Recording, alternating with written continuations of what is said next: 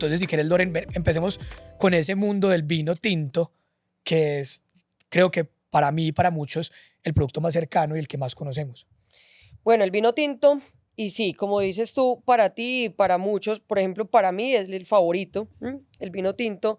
El vino tinto viene de uvas tintas. No se puede elaborar vino tinto de la uva blanca versus el vino blanco sí se puede elaborar de uvas tintas, ¿sí? Entonces, el vino tinto, por ejemplo, cepas súper conocidas, la Malbec, la Cabernet Sauvignon, Tempranillo de España, el Merlot, el Carmener, la Pinot Noir, que es la cepa elegante del mundo.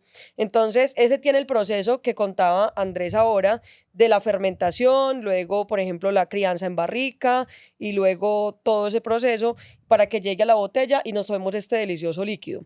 El vino tinto versus el blanco y el rosado tiene un plus para muchos, como para mí o para ti, pero para otros no tanto, que es esa sensación de, llamamos los taninos, y es esa sensación de manchosidad en el paladar cuando toman, y es algo que de pronto han alejado mucho a muchas personas del mundo del vino. ¿Qué es la diferencia que tiene ese producto, pues, digamos, de los tintos? Y es que no solamente es un tema de sabor, sino un tema de sensación. O Claro. sea, tiene unas sensaciones muy específicas propias de, digamos que, la concentración fuerte de piel con jugo, que, pues, que deja como un sabor claro y que me da unas sensaciones específicas de probar un vino tinto versus un vino blanco. Claro, porque por ejemplo lo que explicaba Andrés ahora en la elaboración del vino, por ejemplo en el blanco se retiran las pieles y en el rosado también para llevar al tanque de acero inoxidable y se macera, perdón, y se macera solamente el blanco por unos 4 días, pero el tinto se macera el doble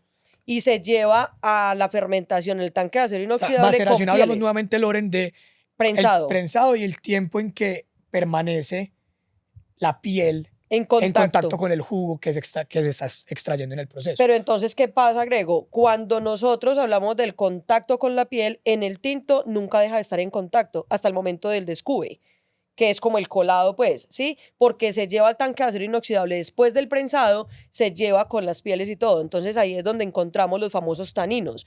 Para volvernos más cercanos, y yo hablo mucho cuando de pronto doy la explicación, pero ¿qué son taninos? Bueno, los taninos es una sustancia que está en la piel de la uva, en el ollejo, pero cercano es como cuando te comes un mamoncillo. Sí, cuando te comes ese mamoncillo y te sientes esa manchosidad o el chocolate amargo o el té negro, entonces sientes manchoso y eso es lo que tienen los vinos tintos. Ahora, el vino tinto, muchas personas dicen, pero es que me sabe muy amargo, me sabe muy maluco, la temperatura influye, ¿sí? El modo en que te lo tomas influye, bueno, en la copa en que te lo tomes influye, porque todo eso ayuda. Entonces, sí hay que de pronto, muchas personas dicen, es que el vino tinto se toma a temperatura ambiente, pero me la tomo a temperatura ambiente de Cartagena. Si es que la temperatura ambiente depende del lugar, pues porque la temperatura ambiente de Cartagena a 30 grados, eso pues digamos es tomarse un Pues, sancocho. Mientras exactamente, que si me tomo a temperatura ambiente en el eje cafetero, pues tengo unas temperaturas, digamos, templadas que pueden sí estar acorde al consumo del producto. Pero temperatura ambiente, entonces, Loren, definimos cómo, o el consumo del vino tinto sugerido es cuál, a qué temperatura. la temperatura debe estar entre los 15 y 18 grados, teniendo en cuenta que cuando nosotros destapamos la botella de vino, la botella tiene ya el líquido cuando tiene contacto con el oxígeno gana 3 grados de O sea, se temperatura. calienta. Se calienta. Entonces es muy, muy idóneo tenerlo a 15 para que quede a 18 y así disfrutar de todas las características del vino. Teniendo en cuenta que si tenemos un vino joven, por ejemplo, ahí tenemos un Pinot Noir del Valle de Leida, de Chile, ese vino se puede tomar más bajo en temperatura. En cambio, el Marqués de Vargas, que ya tiene un paso en barrica mucho más largo y tiene muchas más expresiones, muchas más características que contar, menos temperatura, perdón, más alto en temperatura. ¿Por qué? Porque entonces el vino tinto con bajas temperaturas se esconde y no nos Si no se cuenta, expresa, no, no se expresa. Que no es lo mismo, por ejemplo, con los blancos, Grego. Con los blancos, ¿qué pasa? Con los blancos, si te tomas un vino blanco a una temperatura de 15 o 18, te mata, porque va a ser alcohol, amargor y acidez. Son tres cosas Que juntas no van nada bien. que juntas no dan nada bien. Y a muy bajas temperaturas, por ejemplo, de 6 a 8 grados, simplemente se va a expresar y no vas a sentir esa acidez tan marcada, ese alcohol o ese amargor, sino que va a aparecer las notas a fruta. O sea, la temperatura es indispensable para garantizar que cada tipo de producto se está consumiendo y dejarlo expresar lo que tenga que expresar. La temperatura me va a delimitar para cada tipo de producto qué características voy a encontrar ahí. Andrew y Loren, les propongo algo. ¿Por qué no escogamos entre Lleida y Marqués de Vargas para que abramos un producto y hablemos un poquito de ese producto tinto? Ambos, digamos, productos con paso en barrica, productos, digamos, excepcionales en orígenes diferentes. Hablamos de Nuevo Mundo y Viejo Mundo, y autóctonos y muy representativos de cada uno. Escojan cuál vamos a abrir. Me parece buena idea, ¿no, Gregorio? Lo que vos quieras. Yo creo que ¿Cuál te gusta? abramos el Marqués de Vargas, pero les tengo una pregunta importante. Si quieren, les voy pasando la botella. Vamos hablando un poquito del producto. Bueno, vamos a descorchar un vino con corcho de alcornoque. Para eso tenemos un sacacorchos de 2 tiempos, el clásico sacacorchos de 2 tiempos, que básicamente tiene la palanca en donde está el primer tiempo y luego el segundo tiempo, está la espiral o tornillo, y luego está la otra palanca en donde vamos a hacer fuerza hacia arriba para sacar el corcho. Pero también tenemos la cuchilla o la navaja, que es la que nos permite cortar la cápsula del vino por la parte inferior del gollete. El gollete es el pico de la botella y lo que recubre ese pico se llama gollete. Entonces, generalmente lo que hacemos es cortar esa cápsula por la parte inferior del gollete, porque esto nos permite, cortar por la parte inferior, nos permite evitar que haya mucho contacto luego del vino con las partículas que se desprenden al cortar esta cápsula, y pues eso nos evita obviamente que el vino se nos ensucie. Entonces, por eso generalmente lo que hacemos es descorchar por la parte inferior del gollete, es decir, por este cuellito inferior, y eso nos ayuda para que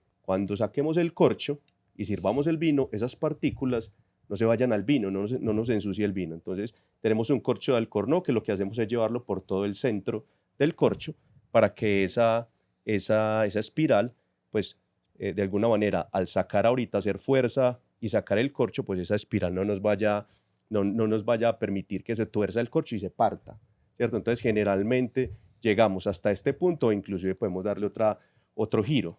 El primer tiempo, que es lo que explicábamos ahora, la espiral, esta pestañita que se apoya en el pico de la botella, luego entonces con la palanca hacemos fuerza hacia arriba, sale la primera parte del corcho. No podemos hacer mucha fuerza nuevamente acá porque es un corcho de alcornoque que se puede rasgar, que se puede partir, se puede deteriorar. Y en el caso del segundo tiempo, entonces vamos al segundo tiempo precisamente para evitar eso. Entonces, segundo tiempo, un poco más suave para que ese corcho pues no emita muchos sonidos al salir y obviamente tengamos un corcho pues en toda su perfección y podamos pues apreciarlo como debe ser. Listo, entonces quiero que usemos a Marqués de Vargas, producto origen español, producto ícono de dislicores en Colombia. Quiero que asociemos un poquito este producto a la teoría. Andrew, contanos un poquito de este tecnicismo y lo que este producto es, y entendamos cómo esto evidencia la teoría de un tinto. Grego, estamos ante una de las bodegas más importantes de España, se llama Marqués de Vargas. Estamos probando un vino español tinto, denominación de origen Rioja. Importante aclarar eso también porque Rioja es una de las regiones o denominaciones más importantes de España. Por supuesto no es la única, existen 70 denominaciones de origen o un poco más. Sin embargo, Rioja y Ribera del Duero son, digamos que las denominaciones más representativas en el mundo de los vinos españoles. Eso por la relevancia que han tenido. Repito, no son las únicas, pero son muy importantes. Marqués de Vargas es una bodega muy tradicional. Marqués de Vargas es una bodega pionera en muchos sentidos, en Rioja específicamente. Y es una bodega tan tradicional, pues que pues, tenemos más de 140 años de existencia en esta bodega. Pero aparte de eso, ha sido pionera en muchos procesos de elaboración del vino. Además, cuenta con muy pocas hectáreas. Entonces, digamos que el cultivo de la vid se da en muy pocas hectáreas y eso permite que tengamos vinos generalmente intensos, con potencia, con mucho cuerpo, vinos muy concentrados, como decía ahorita Lore. Y básicamente aquí tenemos un vino tinto que se añeja, es un reserva, por lo tanto debe cumplir con las condiciones de un vino riojano reserva, que debe añejarse mínimo 1 año en barrica y el resto en botella para cumplir 3 años. Pero son tan generosos con el tiempo de añejamiento que la enóloga, que ahorita Lore nos va a hablar de la enóloga Ana Barrón, sugiere no, añeja ese vino 23 meses en barrica de roble francés y americano, mezclan los dos tipos de robles. Y el resto del tiempo, casi 2 años, 2 años, permanece en botella en posición horizontal antes de salir al mercado. Y aquí tenemos variedades de uva tempranillo, que es la reina y la que se tiene que utilizar por legislación, la uva tempranillo, pero también utilizan otras 3 para hacer la mezcla o el ensamblaje, o el assemblage, como decía ahorita Lore, que son Garnacha, Graciano y Mazuelo. Digamos, todas las 4 teniendo representatividad y, digamos, siendo muy importantes en el mundo de vino español. Absolutamente, son uvas muy importantes, pero también muy autóctonas de España, especialmente de Rioja, sobre todo de Rioja. Bueno, Tempranillo ya es más, se cultiva en toda España, pero ya estas otras 3, Garnacha, Graciano y Mazuelo, indudablemente son uvas típicas de Rioja.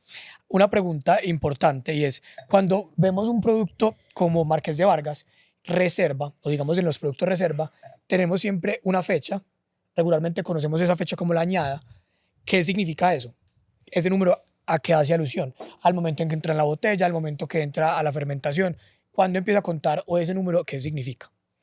El número significa, en este caso tenemos 17 o 16. 2017. Listo, entonces, por ejemplo, esta es la cosecha 2017 y lo que decía Andrew es muy cierto, es una bodega demasiado tradicional. Entonces, eso empieza a contar desde el momento en que empieza, o sea, se fermentó, ¿sí? Porque ya se pasó de ser un jugo de uva a un vino. A un vino. O el en el año momento cosecha. que El año de cosecha. de que el vino, de la cosecha, digamos, esa cosecha se convierte en vino, inmediatamente ahí se cuenta esa añada y ese número significa desde ese momento. Claro. Entonces, en el viejo mundo hacemos la vendimia entre septiembre y octubre. Y agosto, septiembre, octubre, esos 3 meses son finalizando el verano y son súper importantes para recoger la vendimia. Y en el nuevo mundo hacemos entre marzo y abril. Esto es importante y me parece súper chévere ese dato, porque hablamos de momentos, digamos, climatológicos, donde en el hemisferio norte y hemisferio sur tienen momentos diferentes de verano e invierno, mientras tenemos un invierno muy marcado en principios de año y final de año en Europa. Tenemos un verano muy marcado en esas épocas en el cono sur. Entonces entendemos esas variaciones y los momentos se dan, digamos, en momentos de frescura, donde las temperaturas pasan de estar extremadamente calientes y se toman en momentos de frescura que permiten, digamos, mantener esas características. Cuando hablamos de Marqués de Vargas, ¿qué hace a Marqués de Vargas único como bodega? Bueno, primero, a partir de la cosecha 2016 se hace cargo una enóloga que se llama Ana Barrón, que tiene toda mi admiración completica, es un genio andante. Para mí, ahí yo digo que todas las personas deberían admirar a alguien en el mundo como yo admiro a Ana Barrón. O sea, es impresionante. Entonces, ¿qué pasa? Esta señora llega, esto se divide por parcelas y estaba en 16 parcelas. La señora las divide en 32. Parcelas, hablamos de lotes, sí, divisiones o subgrupos de suelos diferentes en un mismo lote. Esto es súper chévere, Loren, que entendamos, y es que una misma finca puede tener demasiados tipos de suelos por alturas, porque hay unas partes de la finca que pueden tener más arcilla, otros que tienen más arena, otros que tienen, digamos, más tierra, o la tierra negra que conocemos, y esas variaciones de altura y todo eso da que cada tipo de uva que crece en la altura o en el suelo diferente con características únicas. Entonces, para entender por qué pasar de X cantidad de suelos o de parcelas a duplicarlas es importante, y es porque hay una identificación de las características especiales de cada una de esas parcelas. Claro, ella empieza a recorrer toda la finca. Ella empieza a recorrer toda la finca y empieza a separar los suelos, porque estaban mezclados los suelos, por ejemplo, los calcáreos con los calizos, entonces los de canto rodado con los arcillo-calcáreos. Entonces no daban las mismas características a la uva que separándolo. Entonces, bueno, vamos, cada niño con su boleta, entonces este suelo que es arcillo calcáreo, vamos a sembrar, por ejemplo, Mazuelo. Para poder determinar qué cantidad de cada tipo de suelo utilizar y hacer un producto, digamos, más amigable y más fácil de Claro, consumir, y que la uva exprese mejor sus características en cada suelo. sin opacar una a la otra. Claro, en cada altura. ¿Por qué? Porque, por ejemplo, este Marqués de Vargas, que es como el hijo menor de Marqués de Vargas, se elabora de toda la finca. No es, por ejemplo, como Marqués de Vargas Selección, que solamente se hace de Victoria, o Prado Lagar, que se hace solamente de Prado Lagar. Entonces, se escogen los suelos diferentes. El vino más difícil, y siendo el menor de todos, el más difícil de hacer es este, porque hay que hacer las mezclas exactas y perfectas año tras año. Otra cosa que hace muy, muy, muy diferente esta bodega es que es considerado un chateau. ¿Mm? ¿Por qué? Porque no son viñedos propios, no compran a terceros. ¿A qué voy con esto? Existen muchas bodegas que hacen un número de botellas gigante y elaboran muchísimos vinos, Producción masiva, pues. producción masiva, entonces van y donde el vecino y le dicen, vení, vos tenés tempranillo que es que no tengo cómo suplir este año para hacer las botellas que necesito. Entonces ya terceriza el producto y ahí es donde ya de pronto... Sí, que hay viñedos que ni siquiera se encargan de hacer vino, simplemente es una producción, digamos, o se encargan de la parte de agricultura de la uva para vender después a proveedores. Y lo que hace especial a muchos de estos grandes viñedos es que tienen autonomía sobre su propia uva y no es necesario que compren a esos pequeños agricultores o grandes agricultores vinos para complementar su proceso, sino que son, digamos, autosuficientes en todo su tema de producción y desde la agricultura hasta el embotellado es propio en todo sentido. La vendimia es a mano, aparte de ser considerado un chateau, la vendimia es a mano 100%. Lo otro es que no utilizan pesticidas ni herbicidas. Es una bodega autosostenible y aparte de eso es singular, un viñedo singular. Entonces, mucha gente dirá, pero venga, ¿y qué se necesita o qué es un viñedo singular?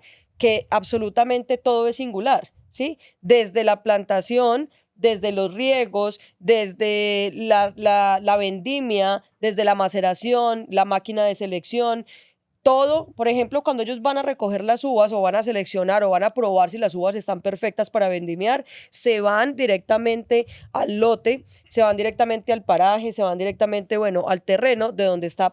Vamos a probar si tempranillo ya está. Y se van y hacen todo exactamente ahí en el sitio. Entonces, es un viñedo que es construido paso a paso desde la pasión y el amor, que básicamente, Grego, yo creo que todos necesitamos pasión en el mundo para que funcione y amor. Porque si no tienes pasión detrás de cada cosa, simplemente, sí, yo voy a hacer un vino, hagamos vino y vendamos vino y punto final. Y por eso es que esas botellas evocan también, digamos, una historia tan relevante y es Marqués de Vargas es una persona. Detrás de esa Claro. persona hay una historia. Detrás de eso, digamos que no está ni bien ni mal, pero hay procesos productivos modernos que no tienen en el vino la historia. Cuando hablamos de un marqués, Marqués de Vargas, Pelayo, Marqués de Murrieta, se entiende el señor Pelayo como una persona y un ente que a través de la pasión logra hacer un producto y hace que Marqués de Vargas Reserva sea la expresión tan real de un vino tinto en su máxima expresión desde su tono, de su color, sus notas y garantiza eso. O sea, sin esa humanidad en el proceso del vino, pues realmente hacer vinos pierde pues mucha magia. Grego, y mira que todo viene desde el amor, porque el señor Don Pelayo de la Mata, que es la cuarta generación, viene desde el amor porque don Hilario de la Mata, sí, el papá de él, quería tener una bodega familiar. Entonces se murió y nunca lo logró. Entonces él viene y dice, venga, pero ¿cómo así? Y planta la casa en la mitad de la finca, que básicamente las parras y las matas de uva son el jardín de la finca y las miman como tal, como si mimaran y regaran las rosas de la casa o todo. Entonces él dice, aquí está el fruto de lo que quería mi papá. Entonces siempre va desde el amor y desde la pasión. Entonces, y una conexión familiar, digamos, más allá de si el espacio fue comprado, heredado, desarrollado de manera propia, digamos, la historia familiar y puntualmente en España es espectacular verlo. La mayoría de estos grandes espacios tienen a sus dueños todavía siendo los propietarios y los que dirigen el negocio. sí, es Y eso hermoso. los hace pues indispensable. Vamos a entender dentro del proceso de los vinos tintos este vino, con qué no lo vamos a comer, con qué no lo vamos a tomar, cómo lo vamos a servir. Tremendo. Hay que escuchar la tremendo, opinión de los dos, Andrés. tremendo. Empezamos a ver Eh, cómo nos sugerís consumir este vino. Bueno, primero lo que decía ahorita Lore, que es fundamental, yo digo fundamental, cuando uno habla de las sugerencias en torno a cómo disfrutar un vino, siempre será fundamental la temperatura. Eso lo hemos recalcado, aunque no hemos hablado de una cosa que nos convoca siempre que hablamos de vino y que tomamos vino, que es la subjetividad. El vino se mira desde todo punto de vista, desde lo subjetivo, desde lo personal. El Pero gusto. cuando uno, el gusto, que es imprescindible analizarlo desde ahí, pero cuando uno tiene ciertos parámetros y sigue ciertas sugerencias, porque tampoco son reglas, sugerencias alrededor del disfrute del vino, finalmente lo disfruta como tiene que ser, finalmente se lo goza, finalmente lo ama, finalmente encuentra lo que hay que encontrar ahí. Entonces, es primero que todo, este vino lo servimos fresco, entonces a 16 grados, 15 a 18, como decía ahora Lore, pero 16 grados como yo creo que está este vino. Lo primero. ¿Por qué? Porque el vino se va a equilibrar a esa temperatura. Entonces no vamos a sentir aristas de astringencia demasiado elevada, no vamos a sentir el alcohol chocante y potente y demasiado invasivo y agresivo en boca y en nariz también, pero va a ser un vino equilibrado. Entonces la fruta va a aparecer como efectivamente está apareciendo y obviamente la fruta se complementa muy bien con la madera. Entonces ahí está la clave también de un muy buen vino, que la fruta se complemente con la madera, que ninguno de los dos opaque al otro, sobre todo la madera a la fruta, porque finalmente la esencia de todo vino es la fruta. O sea, la madera es un simple complemento, pero la madera ni siquiera es el concepto más Sí, la importante uva nunca se puede perder. en absoluto. Una pregunta. Entendemos, y yo he tenido esta duda, pues o tuve esta duda mucho antes de conocer este mundo, y es cuando servimos un vino, normalmente pensamos de la botella a la copa. Pero hay un paso adicional que hay veces es necesario o que le da y le aporta y le permite al vino expresarse, que es el Decantar. decantarlo. ¿Cuándo decido decantar un vino y cuándo no? Porque no se trata de todos los vinos los voy a decantar, ni mucho menos, pero hay vinos que se favorecen mucho del proceso de decantamiento porque hay más contacto. Digamos que se sedimenta el vino en los jarrones que conocemos como decanters. Tenemos unos jarrones normalmente en cristal y en vidrio que permiten que el vino se pase primero ahí, se reposa un tiempo y suceden dos cosas. Nuevamente, los sedimentos bajan por peso y gravedad, pero también hay mucho contacto de más líquido con oxígeno. ¿Cuándo es necesario hacerlo? Porque no todos los productos requieren hacer la decantación. La decantación, Grego, viene de toda la vida. Incluso se decantaba con una vela para poder ver toda la sedimentación, como dices tú, y O sea, cómo la vela estaba el vino. abajo, La vela abajo y mientras que servías, y esos vinos que se decantaban se destapaban acostados. Y todavía hay muchos que se tienen que destapar acostados. ¿Por qué? Porque llevan Porque mucho- tienen toda la sedimentación acostada. Entonces no queremos que esto pase al sí, que al decanter. movimiento lo revolvamos y otra vez. Aunque a mí esta sedimentación me encanta con pan. O sea, es delicioso. Entonces, ¿qué pasa? El decanter se utiliza en el momento en que el vino tiene mucho tiempo en botella. Entonces, este vino, por ejemplo, Marqués de Vargas, está elaborado para estar ahí aproximadamente hasta el 2035. ¿Mm? Entonces, pero en el 2035 ya no vamos a tener este color, estos aromas y este sabor que tenemos Va a ahora. evolucionar mucho en la botella. Va a evolucionar mucho. Entonces, ¿qué va a necesitar? Va a necesitar un decanter. ¿Para qué? Para que se pueda expresar. Ahí lo tenemos que pasar al decanter cuando tiene mucho tiempo en botella para poder que exprese y salgan todos esos aromas que quiere expresar porque estuvo guardado durante todo ese tiempo. Hablamos de un concepto que es importante y es la guarda de un producto. Hay productos con alto potencial de guarda que permiten ser, digamos, guardados en su botella durante mucho tiempo y hay productos que no.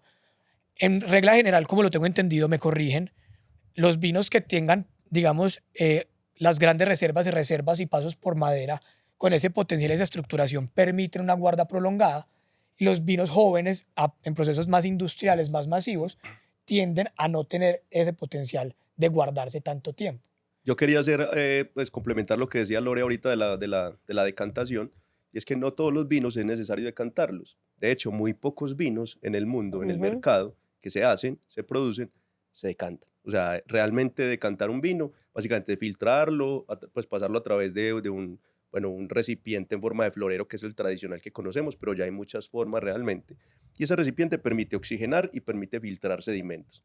No todos los vinos son necesarios pasarlos por ahí porque la gran mayoría de vinos se filtran y básicamente una buena copa como la que tenemos hoy, nos puede servir para oxigenar. Ayuda a Entonces, oxigenar. de hecho, si uno no quiere decantar un vino, no lo tiene por qué decantar. La misma copa te Sí, sí, lo mi va a preferencia oxigenar. prefiero el sedimento y no tengo problema con el aporte que esto me va a dar al sabor, puedo Exacto. Claro, consumirlo. porque es inherente, porque es natural en ese vino, pero en ese tipo de vinos. No es normal que los vinos tengan sedimento. Entonces, por ejemplo, en los vinos blancos y rosados, o la gran mayoría de tintos, no deberían tener sedimentos. Este tipo de vinos que estamos probando, probablemente sí, porque no se filtran en la bodega. Y Entonces es porque como natural su que se potencial de encuentren. guarda es alto, son vinos que no se van a consumir, digamos, de manera tan inmediata y que permiten ser guardados en cavas y en espacios donde los años van a aportar pues esa sedimentación. Claro, ahorita que hablabas de potencial de guarda, es importante aclarar que, bueno, cuando hablamos de potencial de guarda en un vino, estamos hablando de la vida útil que La tiene vida ese vino. útil. ¿Cuánto va a durar ese vino en la botella Y me va a saber sin rico igual. descorchar? Hasta qué punto va a saber rico. Entonces es importante entender que no todos los vinos tienen el mismo potencial de guarda, porque no todos digamos que todos los vinos son diferentes. Aquellos vinos que generalmente no se han añejado en barrica, que tienen un proceso de elaboración rápido, que no pasan por Industrial. roble, es un vino que sale más rápido al mercado, generalmente esos vinos van a tener una vida útil. Esto, por supuesto, no es un aproximado porque no hay tiempos exactos. Y varía entre blancos, tintos, rosados también. Claro, Sí, y claro. dependerá de cómo yo lo guarde también, cómo lo almacene en mi casa. o en mi Temperatura, si la licorera. botella es oscura o clara, cuánta exposición a la luz, El ruido, la Absolutamente. luz, todo. todo. Todo hace mella. Aparte de lo que dice, por ejemplo, Andy, que es súper importante, también hay que aportar algo ahí y es, volvemos al tema del gusto, ¿cierto? Que es rico. Porque este vino está delicioso en el 2010, siendo cosecha 2017 y estamos en 2024. Pero ¿cómo nos sabrá dentro de 10 años? ¿Será que a una persona que no está acostumbrada sí le guste? Yo recuerdo, y esto es una historia corta, que guardé un vino con un amigo, lo destapamos y nosotros, no, ¿qué es esta cosa tan espectacular? Y cuando la esposa se acercó y dijo, cochinos, eso sabe a pura pecueca. Y huele a pura pecueca, claro. No es el gusto mío, que yo decía, estos olores como cambiaron, porque yo lo probé con una añada joven y lo probé luego y yo dije, no, ¿qué es eso tan espectacular? Y por eso recomendar un vino se vuelve una misión imposible en muchos sentidos, porque entender la percepción de sabor y de gusto del otro es complejo. Se orienta. Lo más fácil para recomendar un vino es hacer las preguntas indicadas de qué te gusta en cuanto a acidez, en cuanto a astringencia, en cuanto a temperatura, en cuanto a frescura, para poder intentar recomendar, pero realmente nada me garantiza que mi gusto personal o mi sabor o lo que yo considero elegante, fácil de tomar, va a ser lo mismo que va a percibir el otro. Entonces esa misión para nosotros dentro de este negocio es lo más complejo y es cómo, en vez de irme a recomendar directamente un producto, haga las preguntas correctas para entender eso. Sí, porque no sé si le pasó a Andy, pero cuando yo empecé en este mundo, a mí me encantaban los vinos que tuvieran mucho, que la barrica fuera muy predominante. Entonces yo llegaba y yo, ese olor a madera tan impresionante, qué rico. Ahora no. Ahora solo quiero que la fruta se exprese, que la uva sea la uva. Y que depende del momento. Hay claro. momentos en donde tú con tu comida sabrás que esta madera va a acompañar, estas notas van a acompañar perfecto esta comida. Y hay momentos que no quieren ni siquiera, porque hablamos siempre del vino y maridaje y el vino no tiene que estar acompañado con comida. Yo hablo de momentos y cuando hablo de vinos tintos que yo quiera acompañar solamente con un momento y no estoy comiendo, digamos, una cena, hay vinos que probablemente no, la madera no sea lo que quiere que me acompañe, sino que quiero de pronto un vino que sea más ligero, que me acompañe el momento de una manera más fluida. Y en esos momentos y todo determina mucho eso. Yo creo, Grego, que por eso es que el vino, y es importante que nos quedemos con esto, hay que ponerlo en el contexto de lo fácil, de lo rico, de lo disfrutable. El vino se debe mirar desde un punto de vista no tan técnico. Debemos ver el vino siempre desde el hedonismo, desde el disfrute, porque ahí está la esencia de uno poner el vino a la mano de todo el mundo, para inclusive aquellos que generalmente no toman vino y que consideran que esto es una bebida tan noble que es inalcanzable, como aquellos que ya consumen mucho vino y que entiendan que cualquier vino, como decía ahorita Lore, cualquier vino te enseña, cualquier vino te habla, y cada uno de los vinos que uno puede probar te entrega algo interesante desde lo poético, si se quiere mirar desde lo poético, o desde el disfrute simplemente sin pensar en nada más. Entonces uno debería pensar el vino no desde lo técnico, sino desde el disfrute, desde lo que me gusta a mí simplemente, y a partir de ahí todo fluye. Y hablamos de esto, Nos estamos quedando cortos de tiempo para cerrar esta parte 1. Vamos a hacer unos pequeños comentarios alrededor de esto y darle cierre. Y creo que definitivamente nos toca seguir conversando nosotros, pero hacer una parte 2 de este episodio. Para mí es muy importante dentro de la misión nuestra transmitir el mensaje de el vino como disfrute y transmitir el mensaje de que para poder consumir no hay que saber. El conocimiento de la historia es una opción, es uno de los caminos. Yo puedo decidir ser apasionado y conocer la tecnicidad del vino, pero no necesito saber del vino para poderlo disfrutar. Y el vino no es de apariencias, no tengo que contarle a la gente que me estoy tomando. Yo me tomo el vino y no tengo que hablar de él. Es una opción conocerlo, es una opción, digamos, la introspección de mi recorrido sobre el vino, pero yo no necesito conocer absolutamente nada del vino para disfrutarlo. Entonces, para cerrar esta primera parte, quería aclarar algo que para mí es muy, muy chévere y es las copas. Porque yo he tomado vino tinto en copa de vidrio, en copa de cristal, en copas y en variaciones. Y eso es, digamos, algo muy importante porque la gente dice, no, pucha, yo no tomo copa en la casa, tómese un vino en vaso. Porque así, en los países de alto consumo de vino, como lo es España, es una manera regular y normal de tomarte un producto. Sí, claro. Entonces, la misma copa, hay veces nos distancia. Hay recomendaciones, como lo dice Andrew, pero no hay reglas. Aquí no es Así lo es. que yo te diga. No es una camisa de fuerza. Es una camisa de fuerza. Grego, pero sí te quiero contestar lo que preguntaste ahora, que lo dejamos ahí en el tintero, y fue con qué acompañaríamos este vino. Si hablamos de comida, a mí me gusta mucho la comida colombiana, sin olvidar, sin dejar a un lado que el queso, o sea, el queso y el vino y el queso saben a beso, ¿cierto? Siempre, eso va uno a la fija. Entonces, cuando dicen un vinito con queso, pero por supuesto. Quesos madurados de por sí. Con Sí, temas, claro. Como en este sabores caso fuertes. tenemos un vino que tiene paso en barrica de 22 a 23 meses, entonces, ¿qué pasa? Tenemos que tener un queso contundente que juegue con él, que le dé el equilibrio, porque el maridaje perfecto es la comida no opaca el vino, ni el vino opaca la comida, como el maridaje de la vida. Tú no me opacas a mí, yo no te opaco a ti y somos felices todos, ¿cierto? Si hablamos de comida colombiana, a mí me encanta muchísimo el tamal y la lechona con este vino. Me fascina, me encanta, pero y si hacemos una picadita en la casa, me encanta más. Entonces, por ejemplo, el Si hablamos de chicharroncito. carnes rojas, hablamos de carnes, digamos, y platos colombianos con sabores potentes que Claro. acompañan perfectamente, digamos, esa explosión de sabores que da este vino también. Espectacular. Pero yo creo que el vino, más que ser un maridaje para la comida, es un maridaje para la vida y nos hace siempre para los feliz. momentos. Nos hace siempre feliz y nos aliviana la vida. No hay nada como llegar a la casa después del trabajo y por ejemplo, yo personalmente, yo puedo dar 3 capacitaciones en el día, una cata en la noche y no me tomo una sola copa. Pero llego a la casa, ¿cierto? Sí, Me el falta algo. vino. ¿Qué pasó? ¿Cierto? Que eso para mí es un mensaje clave y es el vino es acompañante de momentos y no siempre acompañante de comida. Tenemos que percibir esto como un trago que lo es y en toda su esencia es un trago, una bebida alcohólica fácil de consumir, fácil de tomar, flexible. Y esa rigidez y esa historia no hace nada más que ser eso, es una historia, no la tengo que conocer, no tengo que profundizar para poder disfrutar. Y que está catalogada como un alimento. Andrew, ¿y vos Así cómo qué lo consumirías? Siempre yo pienso indudablemente en lo subjetivo, yo creo que es una premisa que yo tengo siempre, Grego. Yo lo pienso, y Lore lo pienso desde lo subjetivo siempre. Sin embargo, hay unas estructuras, hay unas sensaciones, unos sabores que, sin lugar a dudas, por ejercicios muy exitosos en el mundo y en muchas personas, funcionan muy bien. Entonces, esas comidas grasositas, con intensidad, con fuerza, las carnes muy jugosas, generalmente comida muy condimentada. Que por eso esas lo pastas con colombiano, salsas oscuras. lo colombiano es súper complemento a estos vinos tintos. Sin lugar a dudas, y uno podría poner, Lore puso el tema de la gastronomía colombiana que va perfecto con esto, un cabrito santanderiano, ¿por qué no? Una bandeja paisa. Una bandeja paisa, que no habíamos hablado de eso, que tiene toda la intensidad para poder equilibrarse con este vino. Y así podríamos mencionar muchas cosas, el sándwich que yo me hago cargadito en la casa con mucha cosa, me puede con este vino porque lo hemos hecho también. Claro. Y cada cosa, cada momento, cada maridaje funcionaría en la medida, o funciona en la medida en que pues a uno le gusta. Sin embargo, claro, habrán siempre unas sugerencias que probablemente sean más exitosas que otras.